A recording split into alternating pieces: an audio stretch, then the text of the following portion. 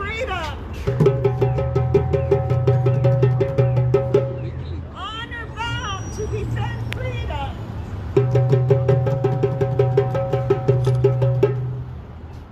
Welcome to the 11th Guantanamo Now, Close Guantanamo Now protest.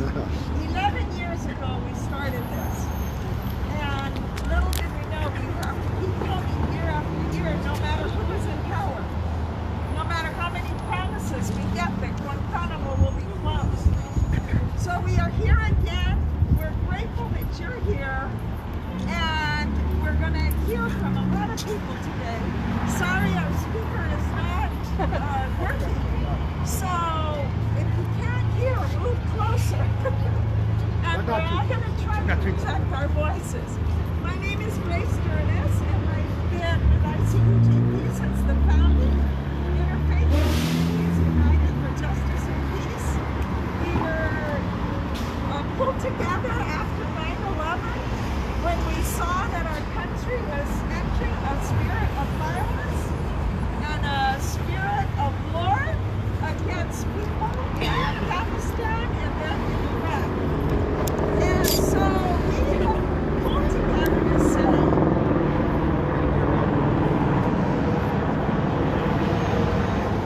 that we do not want religious communities to bless that kind of war and violence. In fact, we want to work towards a more peaceful way of life in our world.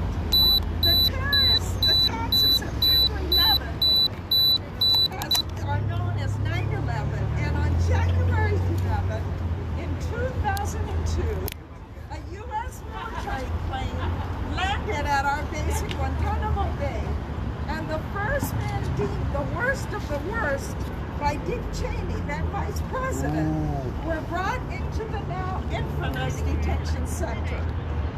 On 1/11, then the Guantanamo prison was opened.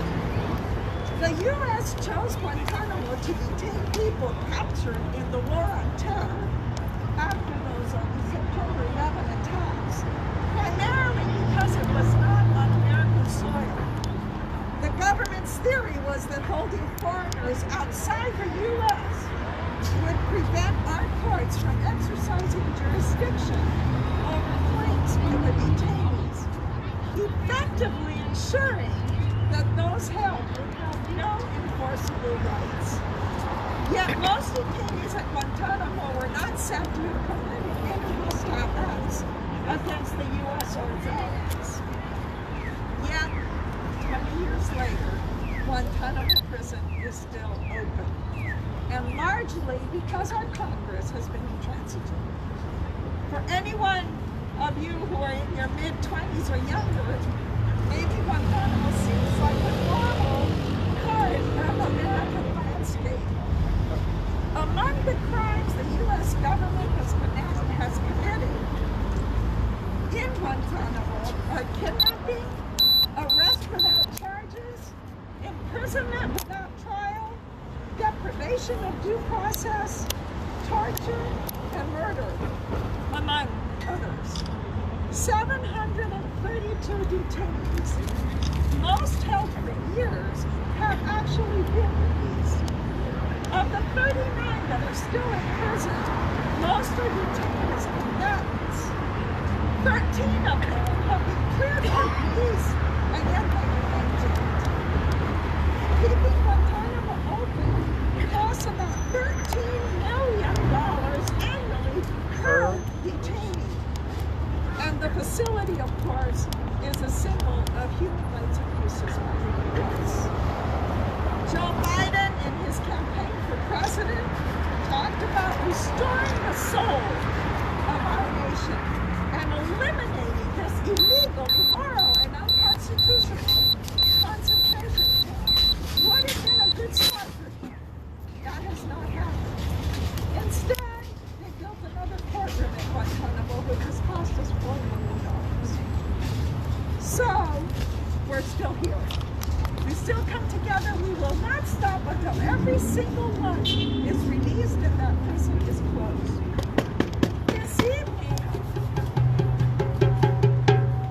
This evening at 5 p.m. we give you another opportunity to see excerpts of a film called I Am Gitmo, which is a feature film in progress about the cultural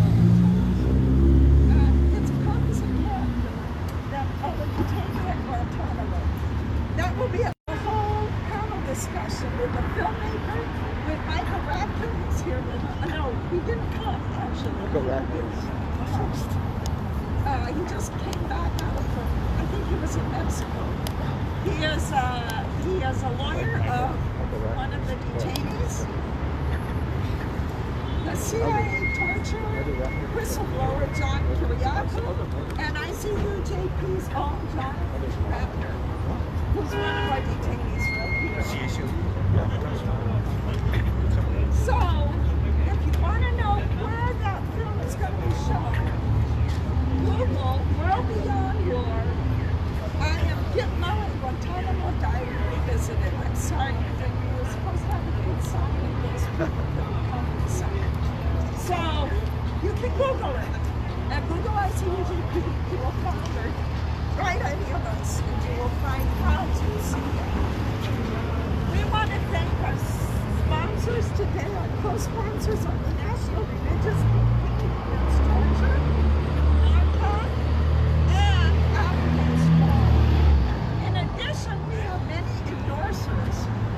They are the ACLU of Southern California, Addicted to War, Anti-Racist Action LA, Close Guantanamo, Code Pink LA, the Council on American Islamic Relations, Courage to Resist, the National Religious Campaign Against Torture, the National Lawyers Guild, North Carolina Stop Torture Now, Out Against War, and Physicians with Social Responsibility.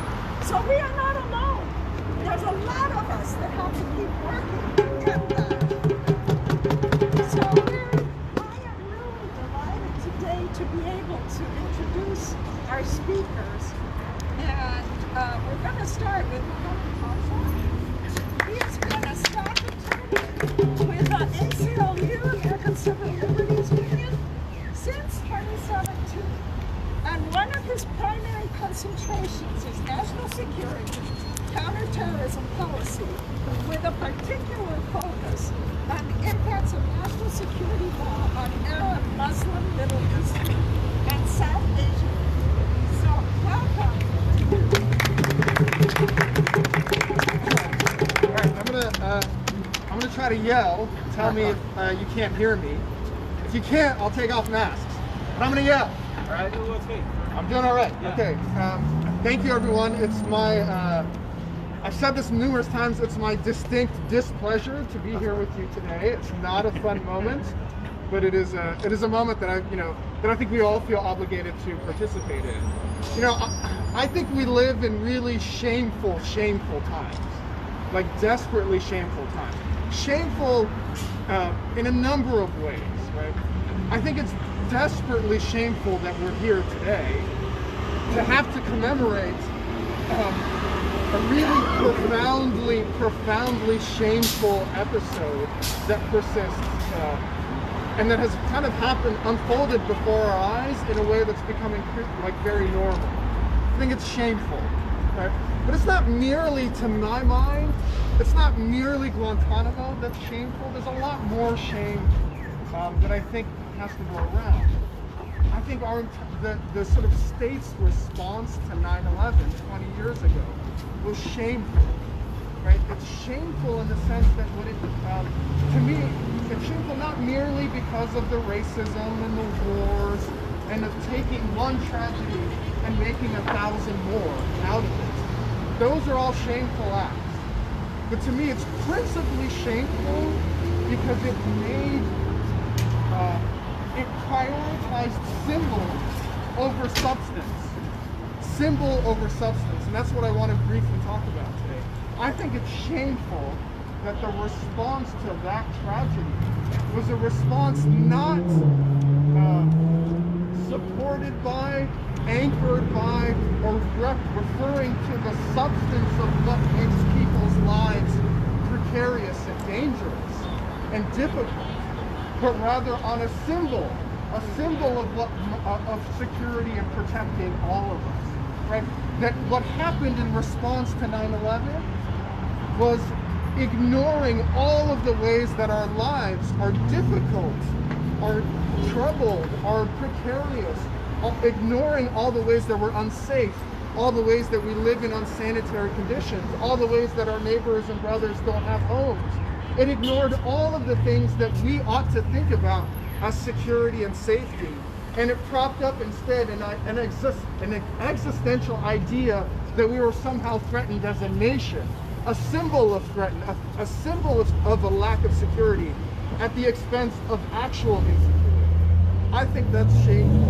And the reason why I wanted to talk about that today is because it's that level of insecurity has been on my mind, because me and my partner are struggling over whether or not to send our first grader to school this last week.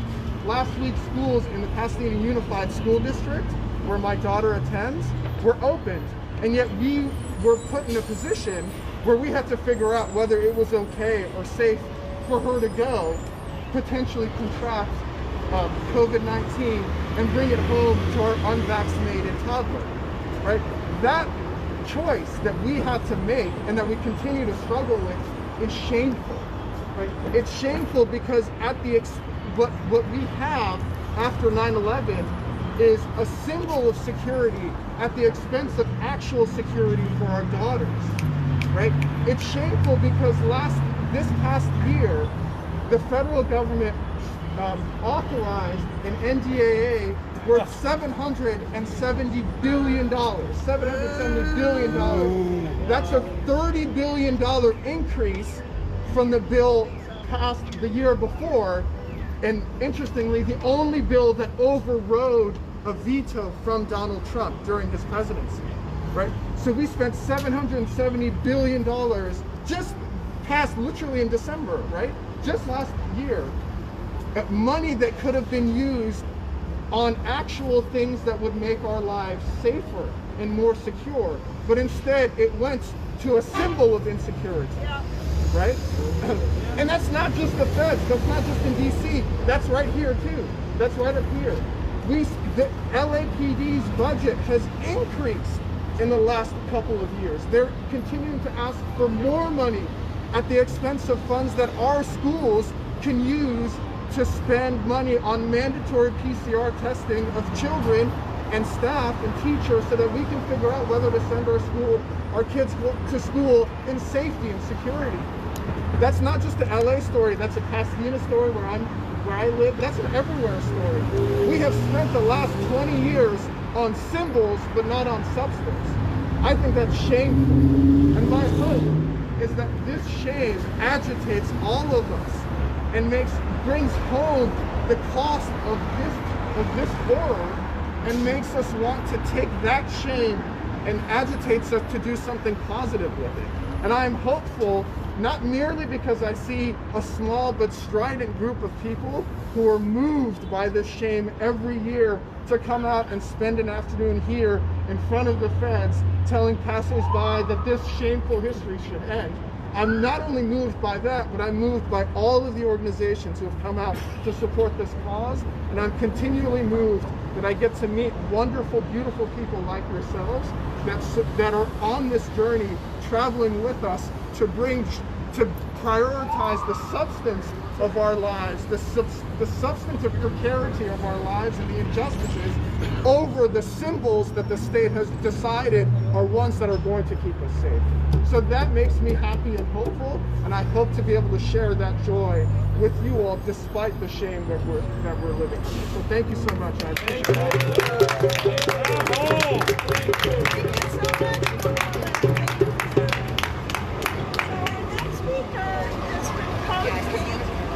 Pete has been a partner with us in so many, many ways and has led into a lot of information that we have for our organizing.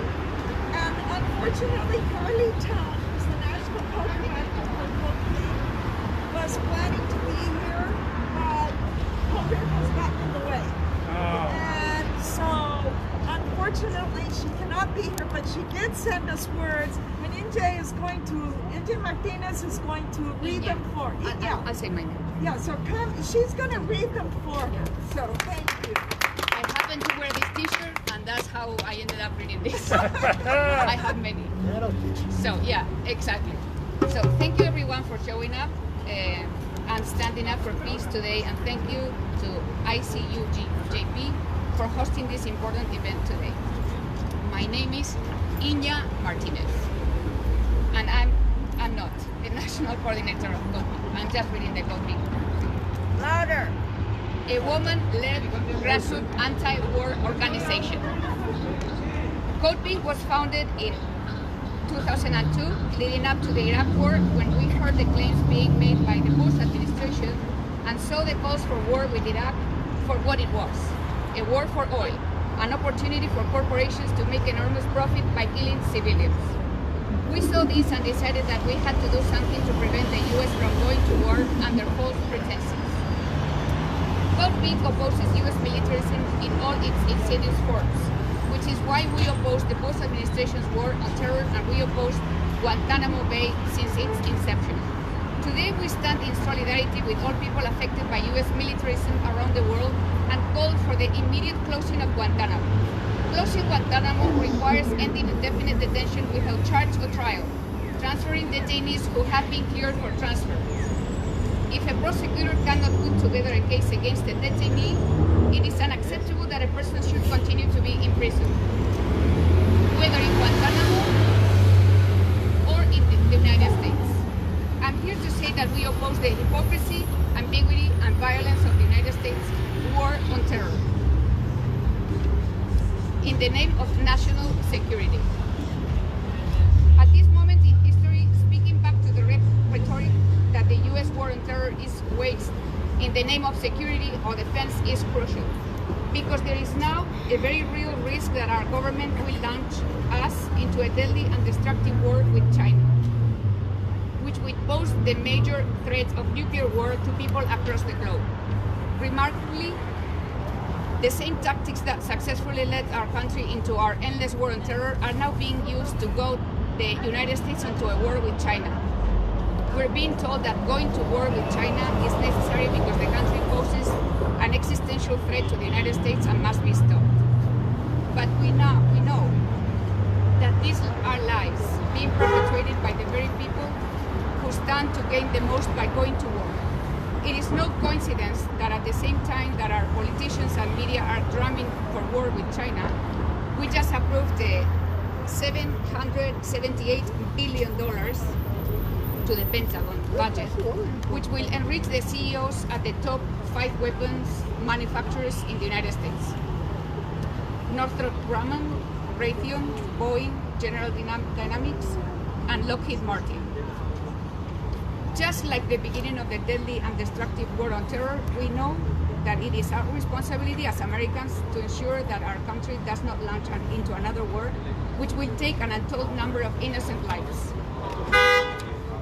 As we try to prevent a new war with China, it is also our responsibility to shine a light on the enduring legacies of the war on terror, including the enduring logic of perpetual war, which keeps prisons like Guantanamo open. Today and every day forward, we commit to working to close Guantanamo and stand in solidarity with everyone here who continues this important work. Thank you. And in my language, es que ricasco.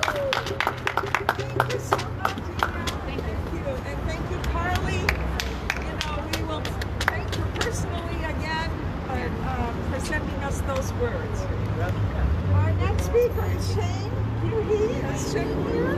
Yep. There you are. Shane has been facilitator for LGBT Greens, fostering the Green Party as an electoral alternative since 1990, and also out against war, promoting peace and justice within and beyond the LA LGBTQ community. So welcome, Shane. Can everyone hear me? Yep. That's good. Well, Out Against War is the lesbian, gay, bisexual and transgender organization for peace and justice. Some of you may or may not know that LGBT individuals have played a great role as part of the Guantanamo saga. That role was done by then Bradley Manning, who is now Chelsea Manning, who released security secrets to Julian Assange. And Julian Assange and WikiLeaks published this, much to the consternation of the US government. Some of you may already know that Julian Assange has exhausted all his protests of being extradited to the US, and that extradition will occur sometime in the future. What we really need to kind of get to is the fact that all of us who are being compromised by the current system need to work together. Individuals are important, but individuals can all be picked up one by one. And so it's good to have coalitions like the one that I'm speaking for to essentially bring us all together. The other thing that I'd like to say is that, okay, there are $13 million a day spent on Guantanamo. The problem has been is that the military-industrial complex has essentially put in their pockets some of the congressmen who have essentially obstructed having civil courts consider the cases of the Guantanamo prisoners. So I suggest a very simple solution. If Guantanamo is not going to go to the US, then the US is going to go to Guantanamo, and the full panoply of the civil prosecution and process should be done at Guantanamo. Then there's no ifs and buts. All of you also probably know that Guantanamo is a black hole, and I don't mean the astronomical one. And it's important that we have as few of those as possible. The whistleblowing attempts of Chelsea Manning and Julian Assange blew their cover. And I want to essentially applaud any of you who have access to such security secrets to use your best judgment in making these things public if you feel that society is being denigrated and denied their own freedoms and goodwill. So, what do we want? We want Gitmo to close, right? Yes. We also want Gitmo military base to close, right? And we also want all the people who have not had trials, who are not cleared for release, to have trials, but under civil process in Guantanamo itself. Right? Yes. Thank you. Thank you. Thank you.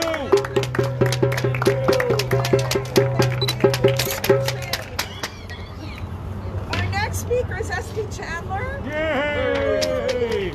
She's founded the Untitled Chapter of Jewish Voice for Peace, has been a longtime partner with us, and has been a host of KPFK's Middle Eastern Focus. I hope you've been listening to that. And the breakout room with Estee Chandler. Thank you to ICUJP for doing this every year, as shameful as it is that we have to be here. Following the attacks of 9/11, the United States government imprisoned more than 750 Muslim men and boys. from teenagers to men in their 80s, hailing from over 400 countries and its naval base in Guantanamo Bay, Cuba, and held them for years without charges, trial, or fair hearings. Without any legal status or protections, these hundreds of men were imprisoned in secret in an island prison designed to exist beyond the rule of law, denied communication with their families, subjected to extreme isolation, physical and mental abuse, and in some instances, torture. Only after nearly 3 years did habeas attorneys finally gain the right to visit and speak with their Guantanamo clients. Yet we're still forced to operate under severe restrictions designed to inhibit communication and maintain secrecy about the prison. Nevertheless, these tenacious attorneys fought for their clients' rights and to share the truth about Guantanamo prison with the world. The Guantanamo lawyers are nothing less than heroes and patriots. Since the prison opened 20 years ago today, the Center for Constitutional Rights has been at the forefront of the legal battle against indefinite detention and torture at Guantanamo, sending one of the first civilian lawyers to the base and organizing a network of hundreds of lawyers to represent the men detained there. They are among the freedom fighters who worked tirelessly to win landmark Supreme Court cases that established U.S. court jurisdiction over the prison and affirmed detainees' right to habeas corpus review. Yet we are here today because 39 men are still imprisoned at Guantanamo. Yay! Most having never been charged with a single crime. Several are cleared for release, yet remain trapped there by politics and bureaucratic inaction. The prison and military commissions at Guantanamo Bay are nothing less than catastrophic failures. Here in the U.S. and around the world, Guantanamo has become a symbol of injustice, abuse, and disregard for the rule of law. But through a combination of strategic litigation, advocacy with the U.S. and foreign governments, plus international human rights bodies, and creative public education efforts focused on highlighting the stories of their clients, over 700 men have been released. Today, I want to salute these heroes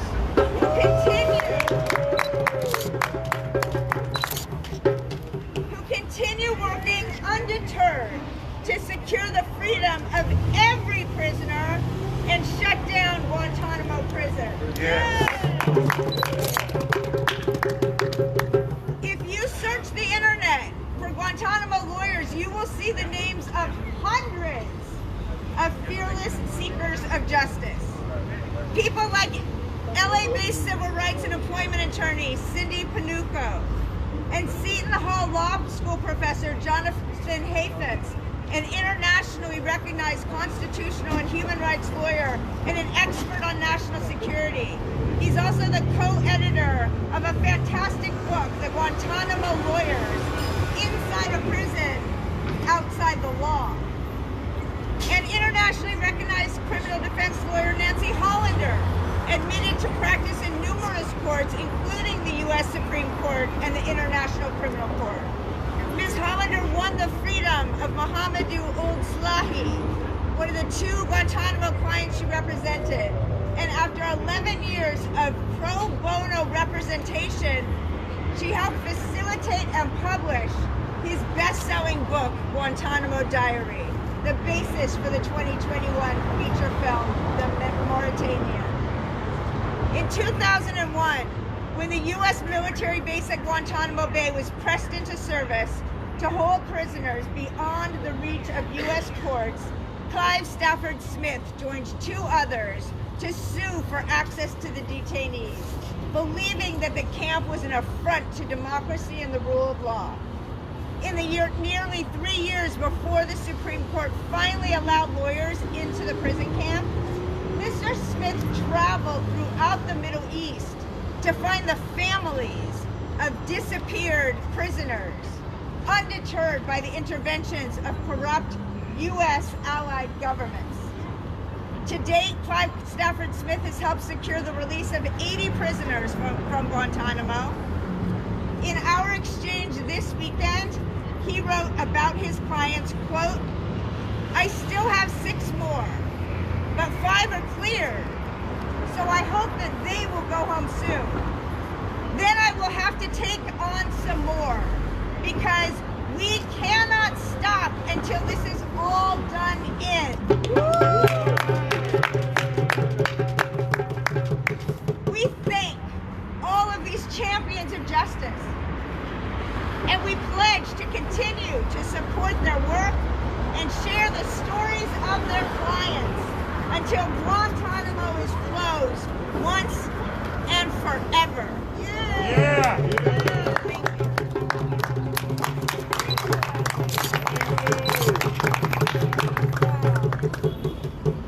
So, boy, that's so true. We have so much to be grateful for, that there are people like those lawyers. Thank you for bringing them to the forefront. Fayaz Nawabi is our next speaker. He is the Policy and Advocacy Manager for the LA office. Of the Council on American Islamic Relations, and he is a Hafiz of Quran, who's someone who has memorized the entire Quran. My goodness. He is also a community organizer, a civil rights advocate, and an accomplished surfer, and our friend. So welcome. How you all doing today? Hanging in there? Ready to stand up for justice? Yeah! Yes! 20 years. That's crazy. 20 years. 2002 was when Guantanamo Bay was opened. And the injustices has continued throughout that entire time. And we have seen since the inception of this disgusting detention center that human rights has no place over there. Everyone's getting their human rights violated over there. In addition, those individuals that are being sent there, the majority of them, I come from Afghanistan, and in the early 2000s, right, in 2002, 2003, there were a lot of Afghan detainees being thrown in there.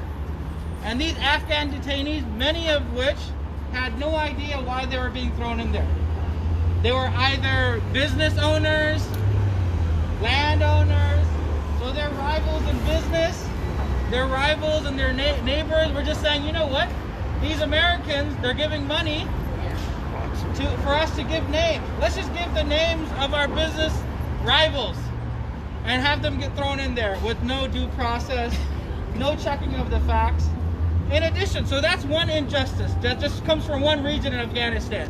Another injustice is now these individuals, they're having their human rights violated in this place. They have no idea why they're there. They don't speak the language of the people that are, taking away their human rights.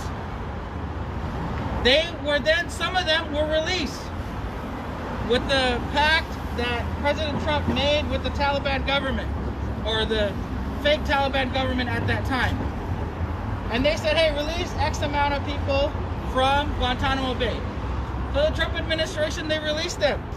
Many of them were former members of the Taliban, but also a lot of these individuals that were there from Afghanistan were wrongfully put in that place.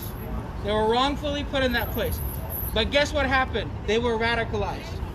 Why were they radicalized? Because they were having their human rights violated. They were taken into a place they had no business being at. So when they now came back to Afghanistan, they joined the Taliban.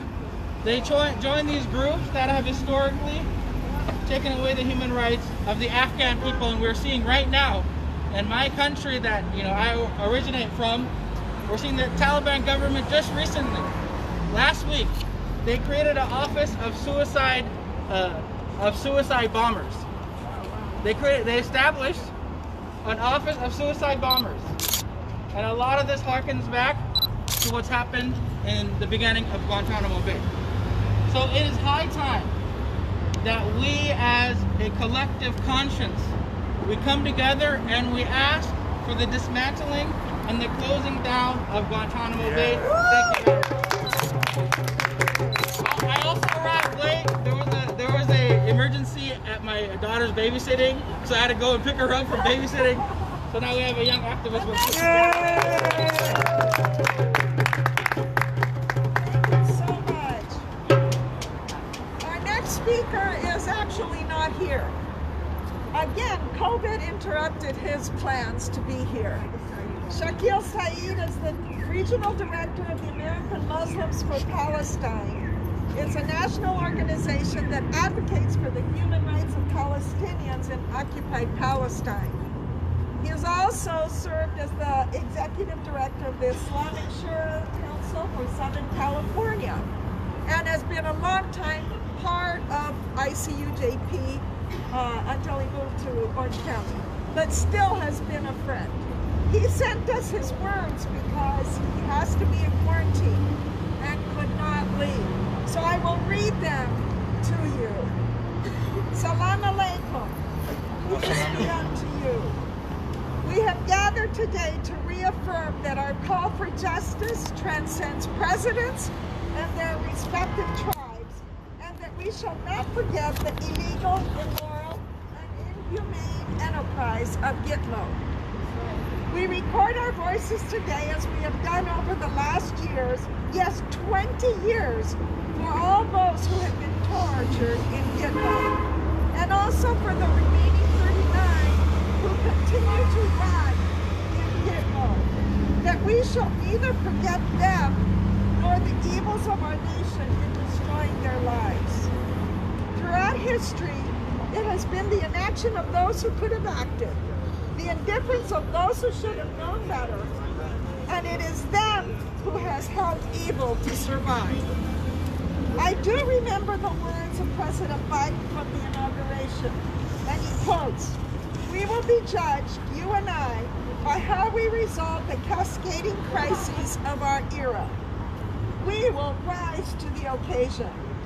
I remind you to rise, unlike your shameless predecessors, and close Gitmo. Yes! And I lift up the former prisoners of Gitmo: Mansour Adafi, Moazam Beg, Lakhdar Boumediene, Samia Al-Haj, and Ahmed El-Rajidi, who asked of the President Biden to take the following 8 steps in their open letter. Step number 1, all those cleared for release are immediately repatriated to their home countries. 2, the office for the special envoy is reopened and suitable countries are sought to restart the settlement process. 3, appropriate measures are taken to ensure that former prisoners are granted the means to start a meaningful life in a new country.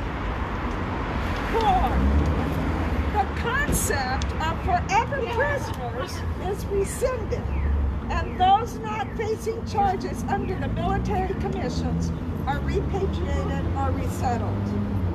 5, repatriation, resettlement should not take place by force, and prisoners are not resettled where they will face arbitrary imprisonment again.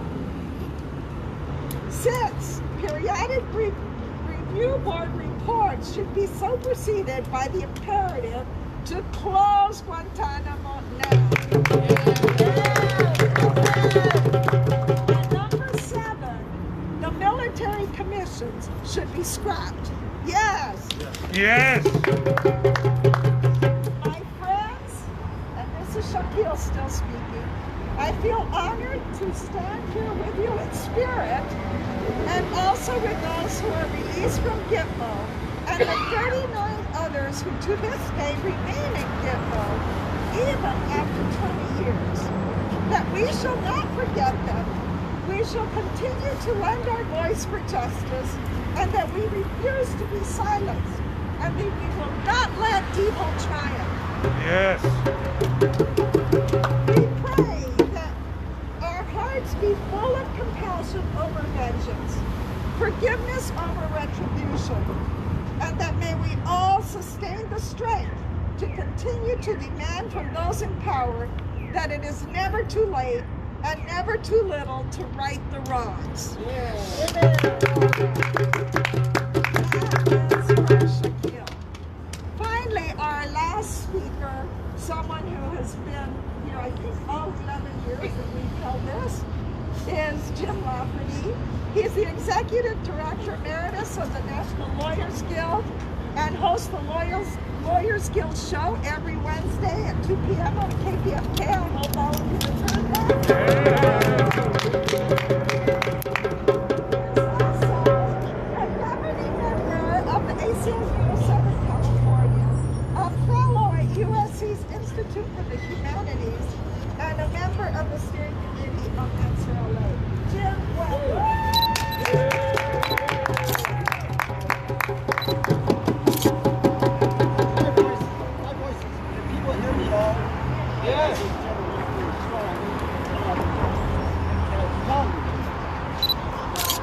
Let me first of all put a couple of things if I may, because somebody, the brother from the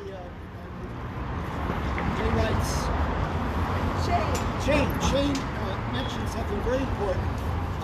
He mentioned among people he was heralding, Julian Assange, and a number of us who are here today are deeply involved in that fight to free Julian.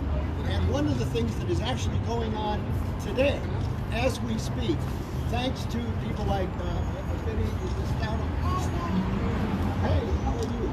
And to Amnesty International, is that there is a massive calling campaign on Garland's office, the Attorney General's office.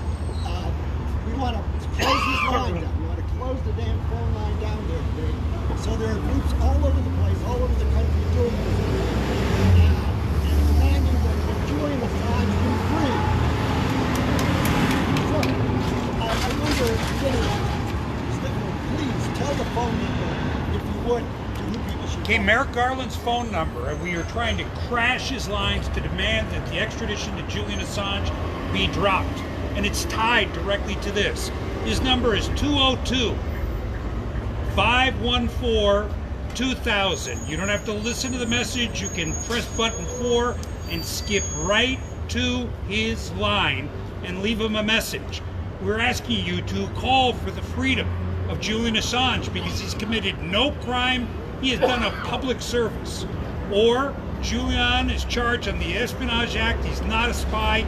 He provided information of public interest of our own public documents that as a citizen we have the right to know about and not a foreign adversary, and that the prosecution of Julian Assange is a threat, an existential threat, the worst threat we've faced in our lifetimes to freedom of the press and to investigative journalism as we know it.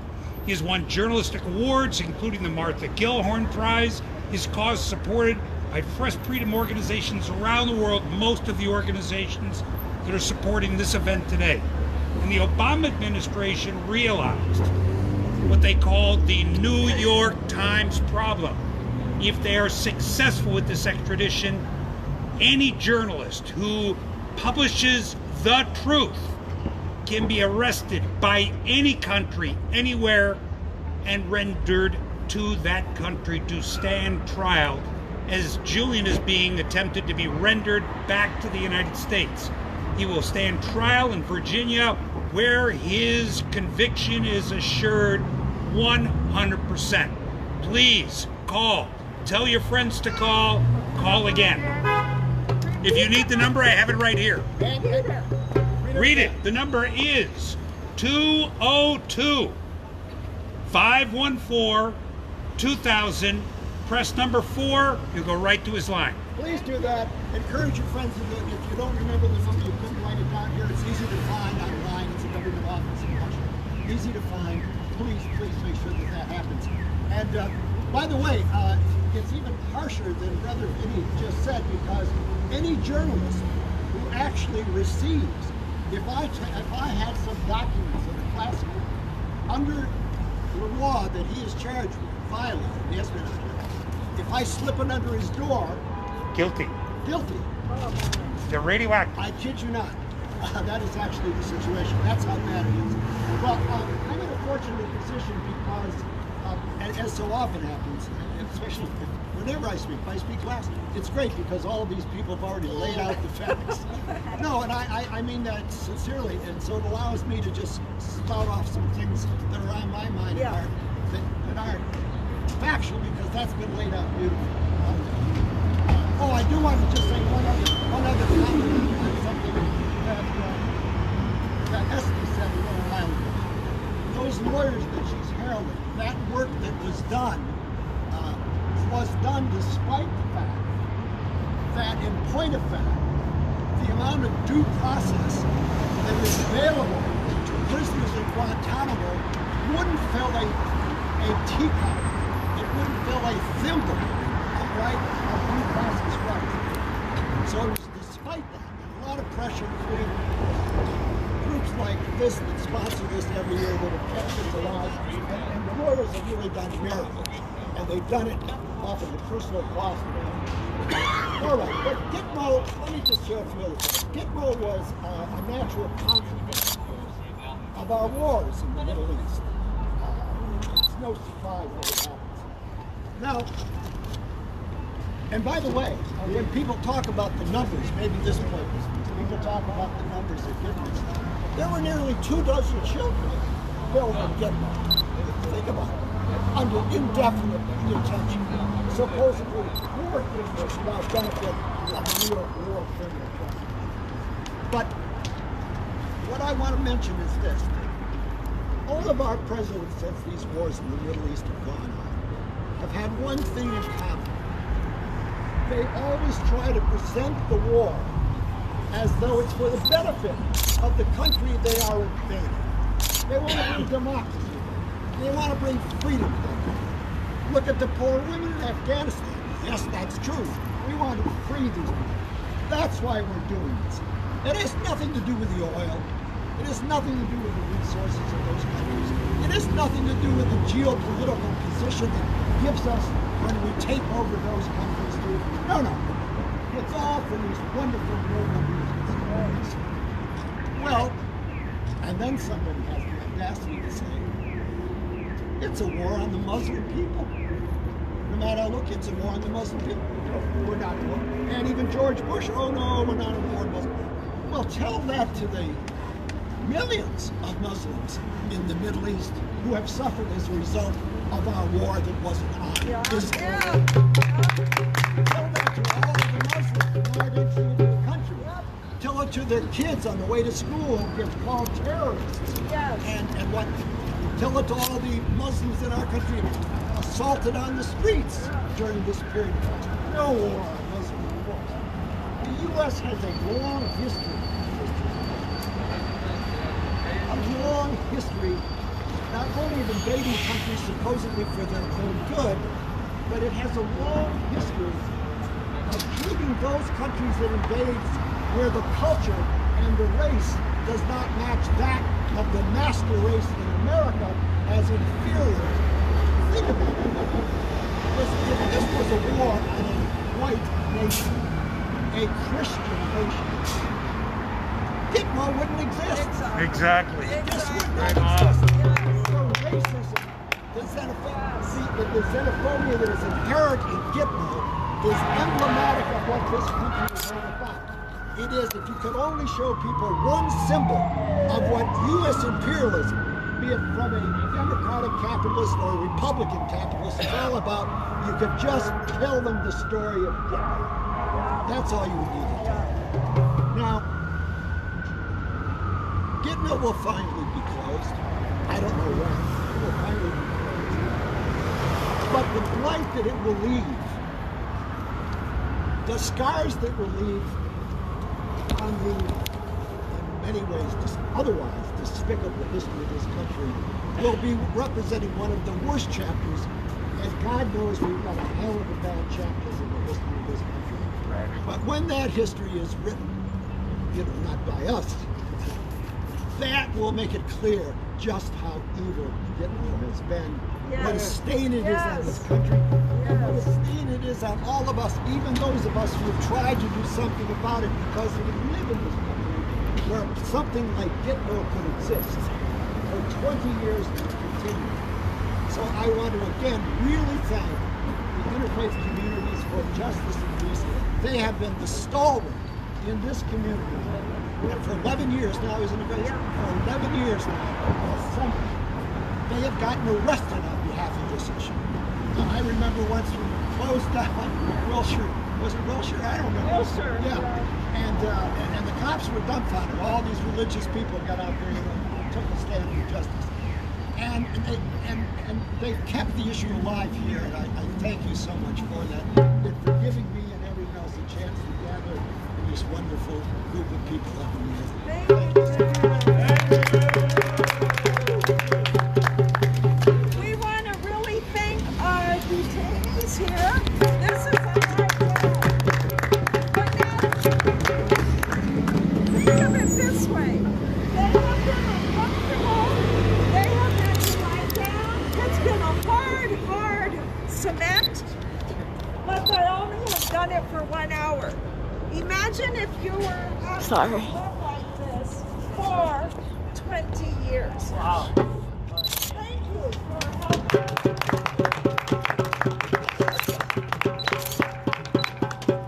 Especially thank Chandler. You want to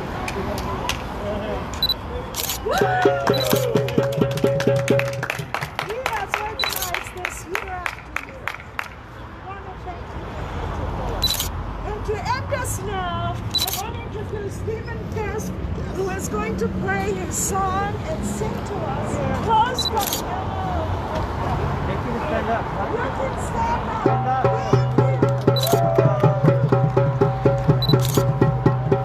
Thank you. Good afternoon, everybody. And thank you for showing up. Thank you for being here. Thank you for your heartfelt words, all the wonderful speakers who are here. Thank you, detainees. Thank you, How Grace. are your knees? You all right? And so listen, the words to this song, which is appropriate, are easy to remember. Close Guantanamo. We've got to close Guantanamo. We've got to close Guantanamo. That's the word. That's all you need to know. But it's sung to the well-known song Guantanamo. Melody Guantanamo, which was written originally as a poem honoring the beauty of the place. Guantanamo, Guajira, Guantanamo, Guantanamo, Guajira, Guantanamo. On this beautiful island, where the shore meets the sea, there is a nightmare upon us, a black hole of our humanity, a home of torture and cruelty and pain, where every day brings the USA shame. Here we go. We've got to close Guantanamo. We've got to close Guantanamo. Close Guantanamo. We've got to close Guantanamo. Detainees held without charges in a legal black hole to plead for their plight. Locked in indefinite detention in violation of all human rights. In violation of international law, in violation of all the international law. We've got to close Guantanamo. We've got to close Guantanamo. Close Guantanamo.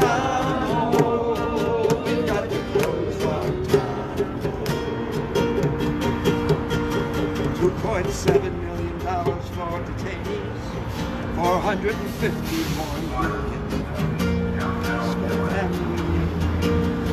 Taxpayers built on spending to see the war machine run quietly, only making our nightmare longer, only inciting the hate to get stronger.